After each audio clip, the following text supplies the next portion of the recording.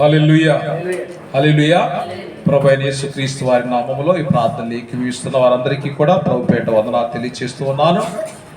ప్రియదేవుని బిడ్డలారా, మనిషి జీవితంలో ఎన్నో శోధనలు, ఎన్నో ఆటంకాలు, మరి ఇవన్నీ కూడా ఎదుర్కొంటూ మనము మన యొక్క జీవితాన్ని కొనసాగిస్తూ ఉన్నాం. ఒక మనిషికి కొన్ని లిమిటేషన్స్ ఉంటాయి, కానీ దేవుడికి ఏ లిమిటేషన్స్ లేవు. లిమిటేషన్స్ అంటే షరతులు లేవు, హద్దులు లేవు. ఆయన అనంతము, అంటే అన్ని చోట్ల ఉన్నవాడు, సర్వభౌముడు, సర్వశక్తివంతుడు, సర్వమును చేయగలిగిన వాడు దేవుడు. మనిషి తన యొక్క శక్తి, టాలెంట్ చూసి అనుకుంటాడు నేను ఏదైనా చేయగలంటాడు. అంటే పాటలో భక్తుడు రాశాడు, ఏదైనా చేయగలవు అన్నాడు. అంటే ఎవరు చేయగలడు? దేవుడు చేయగలడు. అంటే మనుషులకు అసాధ్యము, కానీ దేవునికి సమస్తము సాధ్యము. అంటే ఇదే వాక్యాన్ని మత్తయి సువార్త 19వ అధ్యాయంలో మనం చదువుతూ ఉన్నాము. మత్తయి సువార్త 19వ అధ్యాయము 21వ వచనం నుంచి, మత్తయి సువార్త 19వ అధ్యాయము 23వ వచనం నుంచి 26వ వచనం వరకు. యేసు తన శిష్యులను చూచి, ధనవంతుడు పరలోక రాజ్యంలో ప్రవేశించుట దుర్లభమని మీతో నిశ్చయముగా చెప్పుచున్నాను. ఇదిగాక ధనవంతుడు పరలోక రాజ్యములో ప్రవేశించుట కంటే సూది బెజ్జములో ఒంటె దూరుట సులభమని మీతో చెప్పుచున్నాను. శిష్యులు ఈ మాట విని మికిలి ఆశ్చర్యపడింది. అలాగైతే ఎవడు రక్షణ పొందగలని అడుగగా, యేసు వారిని చూచి, ఇది మనుషులకు అసాధ్యమే, గాని దేవునికి సమస్తమును సాధ్యమని చెప్పాను. దేవునికి స్తోత్రం, హల్లెలూయా. ఇది ఎవరికి అసాధ్యమండి? మనుషులకు అసాధ్యం, కానీ దేవునికి సమస్తము సాధ్యము. అంటే మనం ఆరాధిస్తున్నటువంటి దేవుడు సమస్తమును చేయగలిగిన వాడు, మరి కథ మొత్తం మార్చగలిగిన వాడు.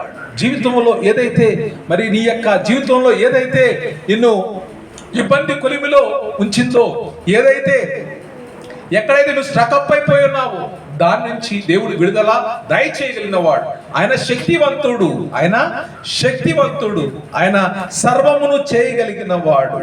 మరి శిష్యులు మరి మా కన్నులు తెరుమని వాళ్ళు ప్రార్థన చేశారు, మా కళ్ళంటి జ్ఞానాన్ని ఇవ్వని ప్రార్థన చేశారు. యేసు ప్రభు శిష్యులు మరి ఆ యొక్క కొన్నిసార్లు దెయ్యాలను వెళ్ళగొట్టలేకపోతే యేసు ప్రభు అన్నారు, ఎంతకాలం నేను మీతో ఉంటాను? అల్ప విశ్వాసులారా అన్నాడు. అల్ప విశ్వాసులు అంటే మన యొక్క విశ్వాసము సన్నగిలిపోకూడదు. అంటే ఒక గొడ్రాలికి పిల్లనిస్తారని నమ్ముతారు ఎవరన్నా? పిల్ల పుడతారు నమ్ముతారండి? డాక్టర్లు చేతులు ఎత్తేసారు, కానీ దేవునికి అది సాధ్యము. దేవుని స్తోత్రం. డాక్టర్ దగ్గరికి వెళ్ళినప్పుడు, అమ్మ నీ PCOD ప్రాబ్లం ఉంది, నీ పిల్లలు పుట్ట అంటారు. దానికి న్యూ కపుల్ కొత్తగా మ్యారేజ్ అంటే ఎలా ఉంటుంది? ఆందోళన, టెన్షన్, అయ్యో నాకేదో పెద్ద రోగం ఉంది అనుకుంటారు. దాదాపుగా 90% స్త్రీలకి PCOD ప్రాబ్లం ఉంటుంది. చాలా మంది సఫర్ అవుతారు. దీనికి పిల్ల పుట్టనేసరికి ఇదొక ఆందోళనగా కొన్ని కుటుంబాలు అయితే డైవర్స్ వరకు వెళ్ళిపోతాయి. నీకేదో భయంకరమైన ప్రాబ్లం ఉంది, పిల్లల పుట్టలేదు కారణం నువ్వే అని విడాకుల వరకు వెళ్ళిపోతారు. కానీ దేవుడికి సమస్తము సాధ్యమే. ప్రియదేవుని బిడ్డలారా, డాక్టర్లు కొన్నిసార్లు అమ్మ నీ పిల్లలు పుట్టరంటారు, అయ్యా నీ పిల్లలు పుట్టరంటారు. కానీ పిల్లలు పుట్టించాడు కదా దేవుడు, ఇరుకులో విశాలత కలిగి చేశాడు కదా మన దేవుడు. దేవుని స్తోత్రం. మరి ఎలిజబెత్ అమ్మ ఎవరు? గొడ్రా, పిల్లలు పుట్టరు, వయసు ఉడిగిపోయింది, గర్భం ఇక ఫలిస్తుంటే ఇక ఏ ఆశ లేదు. సారా పరిస్థితి కూడా అంతే, సారా గర్భం కూడా ఉడికిపోయింది. ఆ వయసు ఎంత? అబ్రహాం వయసు అప్పటికే 99 సంవత్సరాలు.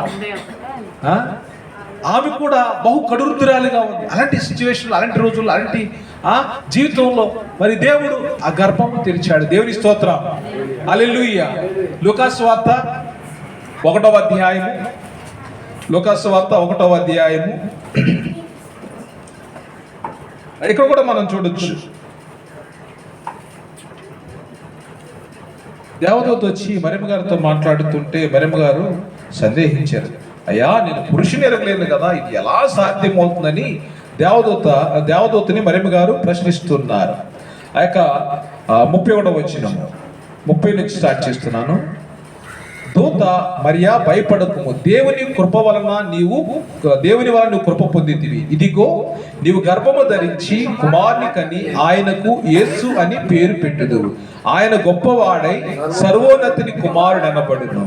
ప్రభువైన దేవుడు ఆయన తండ్రి అయిన దావీదు సింహాసనమును ఆయనకిచ్చును. ఆయన యాకోబు వంశస్థులను యుగ యుగములు ఏలును. ఆయన రాజ్యము అంతము లేనిదై ఉండునని ఆమెతో చెప్పాను. అందుకు మరియా, నేను పురుషుని ఎరుగని దానిని ఇది ఎలాగూ జరుగునని దూతతో అనగా, దూత, పరిశుద్ధాత్మ నీ మీదికి వచ్చును, సర్వోన్నతుని శక్తి నిన్ను కమ్ముకొను గనుక పుట్టబోవు శిశువు పరిశుద్ధుడై దేవుని కుమారుడనబడును. మరియు నీ బంధువురాలు ఎలిజబెతు కూడా తన వృద్ధాప్యమందు ఒక కుమారుని గర్భము ధరించి ఉన్నది. గొడ్రాలనబడిన ఆమెకు ఇది ఎన్నో మాసము? 6వ మాసము. దేవుడు చెప్పిన ఏ మాట అయినను నిరార్థకము కానేరదని ఆమెతో చెప్పాను. దేవుని స్తోత్రం. దేవుడు చెప్పిన ఏ మాట అయినను నిరార్థకము కాదు. అంటే ఏ మాట దేవుడు చెప్పాడు అది జరగకుండా ఏ మాత్రం కూడా ఆగదు అని వాక్యము సెలవిస్తూ ఉన్నది. ఇంకా ఆగిపోక నీ జీవితంలో నువ్వు సాగిపోవాలి. ఎందుకంటే కొన్నిసార్లు నువ్వు కొన్ని బంధకములలో ఆగిపోతున్నావేమో. దేవుడు నిన్ను నడవమన్నప్పుడు, దేవుడు నిన్ను వెళ్ళమన్నప్పుడు నువ్వు వెళ్ళలేకపోతున్నావేమో. దేవుడిని చేయమన్నప్పుడు నువ్వు చేయలేకపోతున్నావేమో. ఎందుకంటే దేవుడు ఇచ్చినటువంటి ప్రవచనము, దేవుడు ఇచ్చినటువంటి దర్శనము, దేవుడు మాట్లాడినటువంటి మాట ఏది కూడా నిరార్థకము కాదు. ప్రతి ఒక్కటి కూడా నీ జీవితంలో నెరవేరుతూ ఉన్నది. దేవునికి స్తోత్రం. హల్లెలూయా.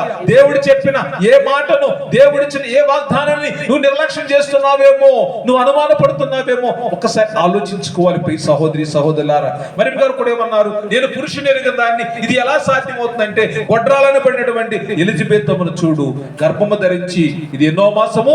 6వ మాసము. ప్రియ దేవుని బిడ్డలారా, మరి దేవుడు ఈ విధంగా గొడ్రాలైనటువంటి మరి ఎలిజబెతము గర్భమును దేవుడు తెరిచి ఆమెను ఒక సాక్షిగా దేవుడు నిలబెట్టాడు. ప్రియ దేవుని బిడ్డలారా, ఈ రోజున కన్యగా ఉన్నటువంటి మరి గారి గర్భమును కూడా దేవుడు తెరిచాడు. ఆమె దేని వల్ల గర్భం ధరించిస్తున్నది? పరిశుద్ధాత్మ.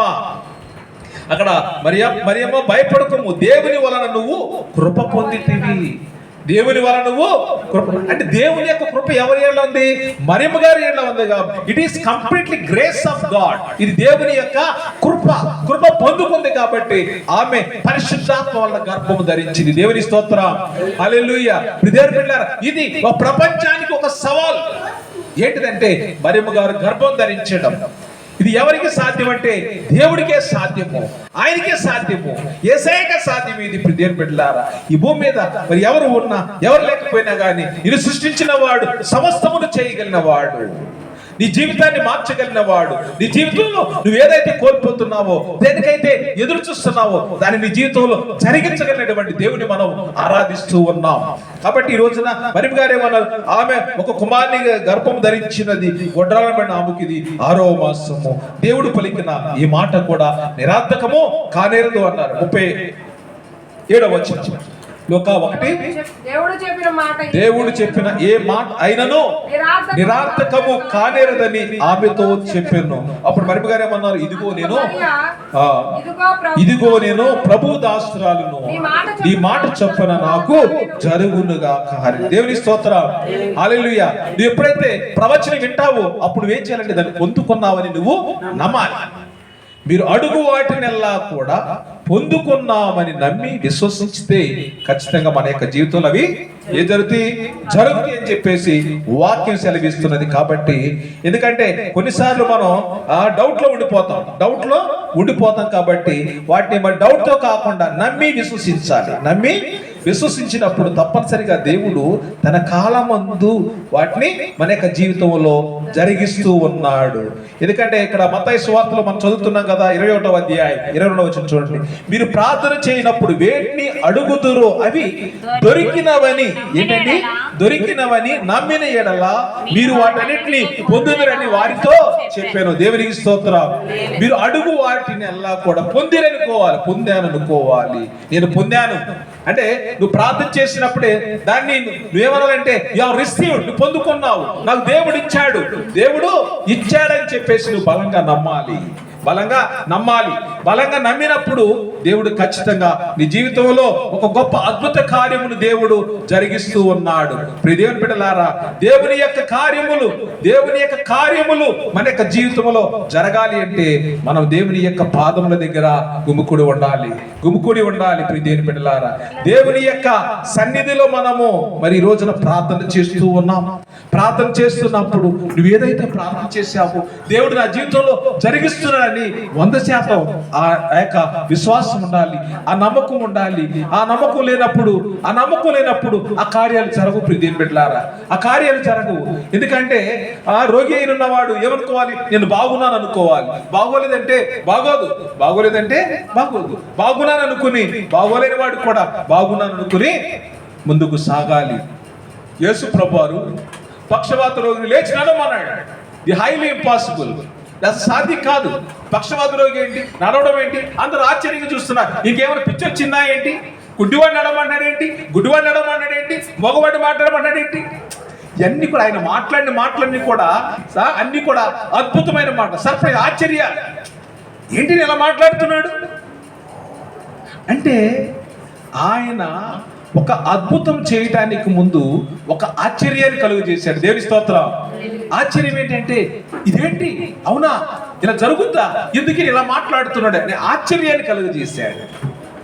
వాళ్ళకి ఆశ్చర్యాన్ని కలుగజేసి వారి జీవితంలో అద్భుతము చేశాడు. దేవునికి స్తోత్రం. హల్లెలూయా. అంటే దేవుడు ఈ రోజున దేవుని బిడ్డలారా మనకి ఒక విషయాన్ని జ్ఞాపకం చేస్తున్నా. దేవుడు పలికిన ఏ మాట కూడా నిరర్థకమో కానేరదు. నువ్వు ప్రార్థన చేస్తున్నప్పుడు ఏదైతే అడుగుతున్నావో నువ్వు నమ్మావని విశ్వసిస్తే దాన్ని నువ్వు పొందుకుంటున్నావు. ఎందుకంటే నమ్ముట నీ వలనైతే నమ్మువానికి సమస్తము సాధ్యమే అన్న.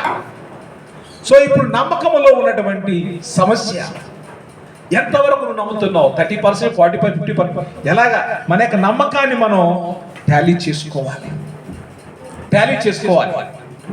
మన యొక్క దేవుళ్ళు మన యొక్క నమ్మకాన్ని, మన విశ్వాసాన్ని మనం పరీక్షించుకోవాలి. ఎంత విశ్వాసం ఉంది నాకు? విశ్వాసం తక్కువగా ఉంటే దాన్ని డెవలప్ చేసుకోవాలి. నమ్మకం అనేది మన యొక్క జీవితాన్ని నడిపిస్తూ ఉన్నది. మన జీవితాన్ని నడిపించేది నమ్మకమే. నమ్మకము లేకుండా భార్య భర్తతో ఉండదు, భర్త భార్యతో ఉండదు. పిల్లలకి తల్లిదండ్రుల మీద నమ్మకం, కొట్టినా గానీ తండ్రి దగ్గరికి వెళ్తాడు, కొట్టినా తల్లి దగ్గరికి వెళ్తాడు. వాడికి నమ్మకం ఏంటంటే మా అమ్మ, వాడు రైట్ లైఫ్ ఫీల్ అయిపోతాడు. అవునా కాదా? వాడు రైట్ ఏంటంటే కొట్టినా తిట్టినా కానీ మరి కొద్దిసేపు అలిగి మరి ఎక్కడికి వస్తాడు? అమ్మ దగ్గరికి వస్తాడు. వాడు రైట్, అది వాడు నమ్మకం. మా మమ్మీ నన్ను కొట్టినా మళ్ళీ నన్ను చూసుకుంటుంది, మళ్ళీ షాపు తీసుకెళ్ళదు. అది తెలుసు ఆల్రెడీ. ఆ నమ్మకం ప్రియ దేవుని బిడ్డలారా మనకు కూడా ఉండాలి. ఎందుకంటే కొన్నిసార్లు జీవితంలో శ్రమలు వచ్చినప్పుడు మనం ఈ శ్రమలకి కృంగిపోయేవారిగా ఉండకుండా ప్రియ దేవుని బిడ్డలారా మరి దేవుని యొక్క సన్నిధిలో మనము అడిగిన వాటినల్లా కూడా పొందుకున్నామనే విషయాన్ని మర్చిపోకూడదు. కొన్ని విషయాలు దేవుడి యొక్క గుణగణాల గురించి ఇర్మియా ప్రవక్త మాట్లాడతాడు.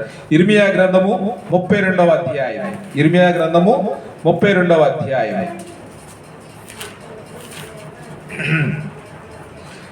ఇర్మియా 32 ఎవరు తీసారా? 17వ వచనం తీసిన వాళ్ళు చదవండి. యెహోవా ప్రభువా సైన్యములకు అధిపతి యెహోవా అను పేరు వహించువాడా, శూరుడా, మహాదేవా, నీ అధిక బలము చేతను చాచిన బాహు చేతను భూమి ఆకాశములను సృజించితివి. నీకు అసాధ్యమైనది ఏదియో లేదు. నీకు అసాధ్యమైనది ఎందుకంటే ఆయన సర్వమును సృష్టించినవాడు. నీ అధిక బలము చేత చాచిన బాహు చేతను భూమి ఆకాశములను సృజించితివి. నీకు అసాధ్యమైనది ఏదియో లేదు. నీవు వేవేల మందికి కృప చూపువాడవు. తండ్రుల దోషము వారి తరువాత వారి పిల్లల ఒడిలో వేయువాడవు. ఆలోచన విషయములో నీవే గొప్పవాడవు. క్రియలు జరిగించే విషయములో శక్తి సంపన్నుడవు. వారి ప్రవర్తనను బట్టి వారి క్రియల ఫలమును బట్టి అందరికీ ప్రతిఫలం ఇచ్చుటకై చేయడానికై నరపుత్రుల మార్గములన్నిటిని నీవు కన్నులారా చూచుచున్నావు. దేవునికి స్తోత్రం. మన క్రియలన్నింటినీ కూడా ఆయన ఏం చేస్తున్నాడు? కన్నులారా చూస్తూ ఉన్నాడు. మనకి ప్రతిఫలం ఇవ్వడానికి ఆయన కన్నులారా చూస్తూ మనందరినీ కూడా అబ్జర్వ్ చేస్తూ ఉన్నాడు. ప్రియమైన పిల్లారా, 27వ వచనం, 26-27. అంతటా యెహోవా వాక్కు యిర్మీయాకు ప్రత్యక్షమై ఇలాగు సెలవిచ్చెను, నేను యెహోవాను, సర్వ శరీరులకు దేవుడను, నాకు అసాధ్యమైనది ఏదైనా ఉండునా? క్వశ్చన్ మార్క్ వచ్చేసింది అక్కడ. అంటే ఈ రోజున ఒక విశ్వాసి ఏమి నేర్చుకోవాలి అంటే, దేవుడికి అసాధ్యమైనది ఏదైనా ఉండునా? నువ్వు అడిగావు, నువ్వు నమ్మాలి. నువ్వు అడిగావు, దాన్ని నమ్మాలి. సో ఇప్పుడు దేవుడు చేయడు అంటానికి ఇంకా అవకాశం నువ్వు ఇవ్వకూడదు. దేవుని స్తోత్రం. హల్లెలూయా. నువ్వు అడిగావు కాబట్టి దేవుడు నీ జీవితంలో దాన్ని చేస్తాడని నువ్వు నమ్మాలి. ఎందుకంటే దేవుడికి అసాధ్యమైనది ఏది లేదు. యెహోవాకు అసాధ్యమైనది ఏదైనా ఉండునా అంటే ఆయనకు అసాధ్యమైనది ఏదీ లేదు. కాబట్టి నువ్వు అడిగావు, ఏది నీకు అవసరమో, ఏది ప్రాముఖ్యమైనదో, దేవుడు నీకు ఏది అత్యవసరమో దాన్ని దేవుడు నీ జీవితంలో ఖచ్చితంగా జరిగిస్తూ ఉన్నాడు. హల్లెలూయా, హల్లెలూయా. దేవుని బిడ్డలారా, ఈ విషయంలో సర్వ శరీరులకు దేవుడు అన్నాడు. కొంతమంది కాదు, అందరికీ దేవుడు. సర్వ శరీరులకు నేను దేవుణ్ణి అన్నాడు. కాబట్టి ఆ దేవుల్లో మన యొక్క నమ్మకము కోల్పోకుండా ముందుకు వెళ్ళాలి. ఇదే వాక్యాన్ని పౌలు గారు ఎఫెసీయులకు రాసిన లేఖ 3వ అధ్యాయం 20వ వచనంలో ఆయన అంటాడు, మీరు అడుగు వాటి కంటే, చూడండి ఇర్మీయా 3:20. ఎవరు తీసిన వాళ్ళు చదవండి. ఎఫెసీయులకు రాసిన లేఖ 3:20. ఎఫెసీయులకు రాసిన లేఖ 3:20. చదవండి. మనలో కార్యసాధకమైన తమ శక్తి చొప్పున మనము అడుగు వాటన్నిటికంటేను ఊహించు వాటన్నిటికంటేను అత్యధికముగా చేయ శక్తి గల దేవునికి క్రీస్తు యేసు మూలముగా సంఘములో తరతరములకు సదాకాలము మహిమ కలుగునుగాక. హల్లెలూయా, హల్లెలూయా. ఇక్కడ వాక్యం ఏమందంటే, వాక్యం ఏముంది? మనలో కార్యసాధకమైన తన శక్తి చొప్పున మనము అడుగు వాటన్నిటికంటేను ఊహించు వాటికంటేను అత్యధికంగా చేయగలిగిన దేవునికి ఏమి కలగాలి? మహిమ కలగాలి, ఘనత కలగాలి. దేవుని బిడ్డలారా, ఈ రోజున మనము దేవునిలో కుటుంబముగా ఉండేవారిగా ఉండాలి. ఈ కుటుంబము దేవుని ఆరాధించేటువంటిదిగా ఉండాలి. ఎందుకంటే నీ శక్తికి మించి, నీ జ్ఞానానికి మించి, నీ యొక్క ఊహకు మించి దేవుడు గొప్ప కార్యములు జరిగిస్తూ ఉన్నాడు. సో ఇక్కడ మరి ఆయనకు అసాధ్యమైనది ఏది లేదు. ఎందుకంటే ఆయన ఎందుకు ఇవన్నిటి కూడా చేస్తున్నాడంటే, క్రీస్తు యేసునందు మనలను కూడా తిరిగి లేపి పరలోకమందు ఆయనతో కూర్చుండబెట్టవలనని మీరు విశ్వాసం ద్వారా కృపచేతన రక్షింపబడుతున్నారు. కానీ ఇది మీ వల్ల కలిగింది కాదు, ఇది దేవుని వరమే, ఇది దేవుని యొక్క వరమే అని చెప్తున్నాడు. అది క్రియల వలన కలిగేది కాదు. కనుక ఎవడును అతిశయపడ వీలు లేదు, మరియు వాటి యందు మనం నడుచుకొనవలని చెప్పేసి పౌలు గారు చెప్తున్నారు. దేవుని బిడ్డలారా, దేవుడు మనలందరినీ కూడా క్రీస్తు యేసులో విశ్వాసము ద్వారా విమోచించి పరలోకముల్లో తన కుమారునితో పాటు కూర్చోపెట్టాలని దేవుడు ఆశపడుతున్నాడు. సో ఆ విషయాన్ని పౌలు గారు జ్ఞాపకం చేస్తూ ఉన్నారు. పరమ తండ్రి రాజ్యములో, ఆ పరలోకములో. ఎందుకంటే భూమి మీద మనం అనుకుంటాం ఈ జీవితమే కదా, ఇది ఏదో కొద్దిగా సేపు ఇదే పని కదా, ఇదే జీవితం కదా, తిందాము, అక్కడికి వెళ్దాం, ఇక్కడికి వెళ్దాం అని ఆలోచిస్తూ ఉంటాం. కానీ కొన్నిసార్లు నీ ఊహల్లో ఇది జరగదేమో అని భయపడిపోతూ ఉంటావు, టెన్షన్ పడిపోతూ ఉంటావు. కానీ నీకు ఊహకు మించి, నీ శక్తికి మించి, ఆయన నీ జ్ఞానానికి మించి ఆయన కార్యము జరిగించువాడు. దేవుని స్తోత్రం.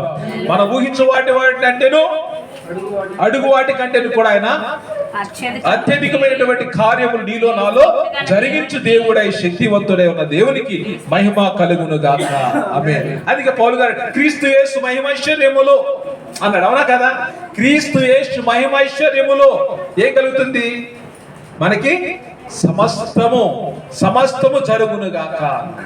నీకు ఏది అవసరమో, ఎవరి నామములో, ఎవరి మహిమలంటే క్రీస్తు యేసు మహిమలో సమస్తము నీ జీవితంలో జరుగునుగాక అని వాక్యం ద్వారా దేవుడు మాట్లాడాడు. ప్రియమైన బిడ్డలారా, ఈ రోజున మరి దేవుడు జ్ఞాపకం చేస్తున్నాడు, జరిగింది ఏదైనా కానీ ఆయన లేకుండా ఏది కూడా జరగలేదు. 33వ కీర్తన చూడండి, 33వ కీర్తన 33వ కీర్తన ఎవరైనా తీసారా? 9వ వచనం.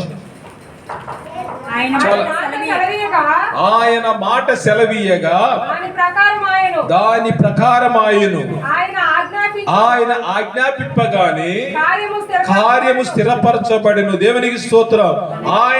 ఆయన మాట సెలవీయ దాని ప్రకారము భూమి కలుగును గాక అంటే భూమి అయింది.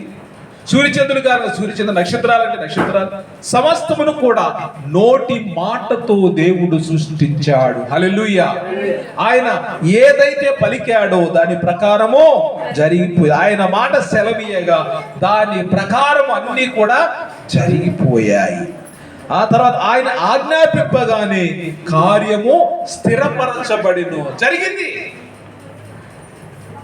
ఆయన మాటల్లో ఉన్నటువంటి శక్తి అంత గొప్పది. ప్రియ దేవుని బిడ్డలారా, ఈ రోజున దేవుని యొక్క శక్తిని, దేవుని యొక్క మహిమను, దేవుని యొక్క ప్రభావమును మనము ఎక్కడైనా నిర్లక్ష్యం చేస్తే ఒకసారి ఆలోచించుకోవాలి. ఆయన మాట ప్రకారము సృష్టి కలిగింది, ఆయన మాట ప్రకారము సృష్టి కలిగి ఉన్నది. కాబట్టి మరి ఆయనలో విశ్వాసం ఇస్తున్న మనమందరము కూడా, ఆయన బిడ్డలుగా జీవిస్తూ ఉన్నది మనమందరము కూడా మరి అడుగు వాటి విషయంలో, ఊహించు వాటి విషయంలో ఎక్కడా కూడా భయము లేకుండా, ఆందోళన లేకుండా, టెన్షన్స్ లేకుండా దేవుని మీద ఆధారపడాలి. దేవునికి స్తోత్రం. హల్లెలూయా. కొన్నిసార్లు ఏం చేస్తాయంటే టెన్షన్స్ మనం కంట్రోల్లో ఉన్నాం కానీ మళ్ళీ గలిబిలి చేసేస్తూ ఉంటాయి.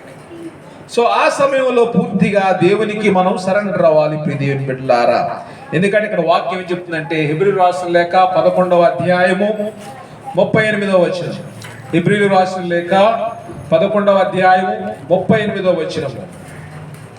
నా ఎదుట నీతిమంతుడైన వాడు విశ్వాస మూలముగా జీవించును గాని అతని వెనుక తీసిన ఎడల అతని యందు నా ఆత్మకు సంతోషముండదు. ఏంటండి? నా ఎదుట నీతిమంతుడైన వాడు ఎలా జీవిస్తాడు? విశ్వాస మూలముగా జీవించును గాని అతడు వెనుక తీసిన ఎడల అతని యందు నా ఆత్మకు సంతోషం ఉండదు. అయితే మనము నశించుటకు వెనుక తీయువారము కాము గాని ఆత్మను రక్షించుకొనుటకు విశ్వాసము కలిగిన వారమై ఉన్నాము. ఒకసారి ఆ పరలోక సంబంధమైన వరమును రుచి తప్పిపోయిన వారు దేవుని కుమారుని మరలా సిలువ వేస్తున్నారని వాక్యము సెలవిస్తూ ఉన్నది. ఇప్పుడేమన్నారు? ప్రభు ఏమన్నారంటే నా ఎదుట నీతిమంతుడైన వాడు ఎలా జీవిస్తాడు? విశ్వాస మూలముగా జీవిస్తాడు. దేవుని స్తోత్రం. నమ్మకం ద్వారా జీవిస్తాడు, విశ్వాసం ద్వారా జీవిస్తాడు. అంటే దేవునిలో ఆ యొక్క విశ్వాసం ఉండాలి, దానితో నువ్వు బ్రతుకుతావు. ఆయన ఏమన్నాడు?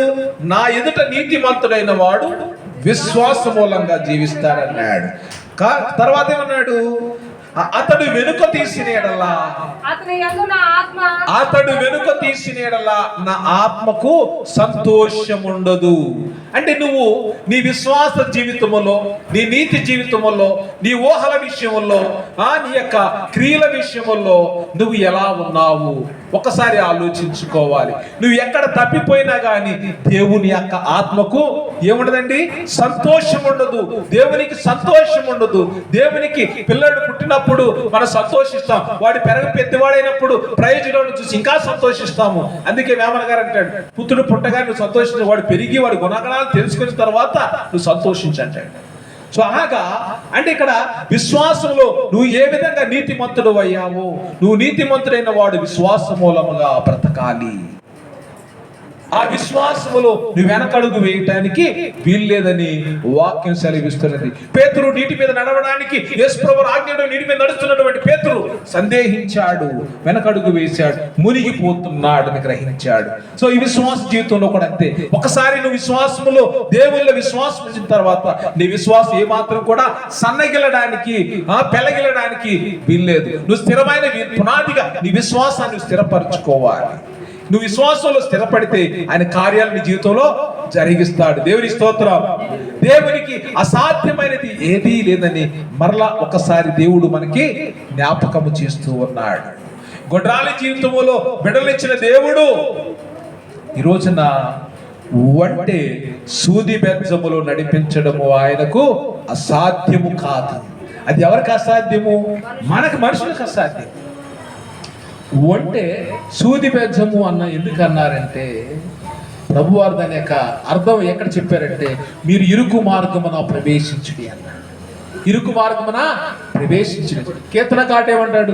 ఇరుకులో నాకు విశాలత కలుగ చేసిన వాడవు నీవే అంట 4వ కీర్తనలో.